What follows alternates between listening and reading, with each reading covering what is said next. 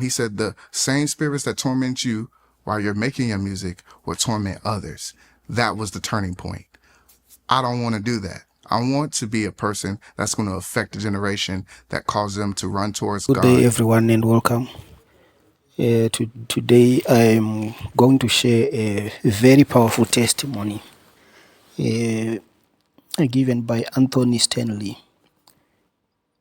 who was a rapper. He was a rapper before he had his encounter with the Lord, and the encounter transformed his life drastically. So he turned from being a rapper, doing secular music, to become a worshiper and a pastor, because of the intervention of God in his life. So this is actually a powerful testimony, because many people tend to think that music does not play a part in your spirituality, but actually the opposite is true, because the music that we listen to, it's not merely for entertainment, but there are spirits that are behind. So whatever we allow into our consciousness, whatever we allow into our minds, whatever we allow into our hearts, the Bible calls it the heart. What we allow into our soul, into our heart, then modifies or affects our behavior and our way of doing things, and even our way of thinking. So we need to be careful concerning the type of music that we listen to, because some of this music is powered by demons or evil spirits. So if we read in the Bible, the book of Matthew, chapter 12, the verse 35, it says, "A good man out of the good treasure of his heart brings forth good things, and an evil man out of the evil treasure brings forth evil things." So there are two gates that are very dangerous if we allow anything through those two gates. That is the eye gate, what we see, and then there is the ear gate, what we hear. So if you are constantly listening to music that is full of swearing, that is full of demeaning other people, that is full of anger, rage, that is full of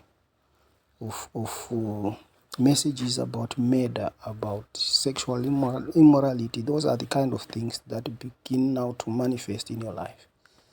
So we need to understand that music it affects us in many, or rather in a much deeper way than we might want to think. So this video that I'm going to share is not the typical videos that I share. Normally I share videos to do with edifying the body of Christ. But today I just thought, I was actually pushed by the Spirit of God to share this video, because we are also called as Christians to be watchmen. And as watchers, when you see something, you need to sound the alarm.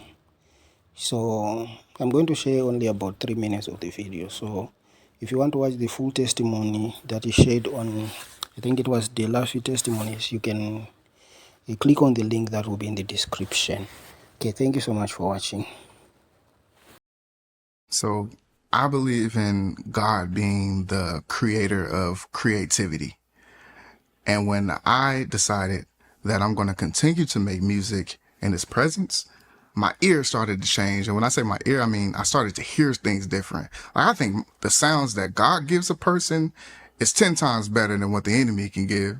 And so I don't care who's the greatest producers out there.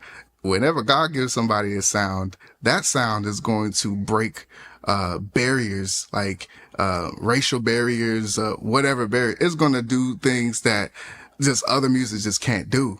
And so when you see that, when you start making music for Christ, can change someone's life, like literally change it, you kind of get addicted to that. So those of you that may be struggling with you doing secular, because you may feel like, well, it's okay. You know, the Songs of Solomon is here. He was talking about love. He was talking about this, but God had to show me something to get me out of it. And then I'm going to share that to you really quickly. I was doing a performance with a well-known rapper, and I had to open up, and it was my turn to get on the stage, and I got on stage. I did my thing. When I came down, a voice began to speak to me and said, "I need you to go to the back." And I didn't understand why I was hearing this voice, but I went to the back of the club that we was in when we was performing. I sat there and it said, "Watch." I just heard a voice said, "Watch." And I started to look, and this rapper started rapping and doing what he do, but my eyes opened, and not to be super deep or super spiritual, but it really happened. My eyes opened to the spirit realm where I saw these shadows. It was like dark shadows coming out of his mouth through every word that he was doing, saying, and go into the people. And I started to see how people started changing. Like, they started getting more violent. The girls started getting more seductive and all of this. And next thing you know, gunshots just started to happen in the club. I run out and I'm just bawling and crying. I'm like, this is what you wanted me to see. That day was the day that I said, that music is, I'm done.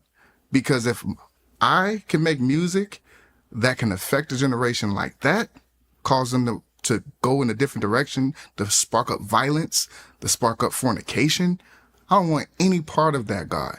And so the Lord said, he said, the same spirits that torment you while you're making your music will torment others. That was the turning point. I don't want to do that. I want to be a person that's going to affect a generation that causes them to run towards God, live a pure life, happy life, full of joy life, not a life that comes with consequences. And when you see the effects that the other music have on the lives of a generation, it will cause you to change. And I pray that God will open your eyes to see that.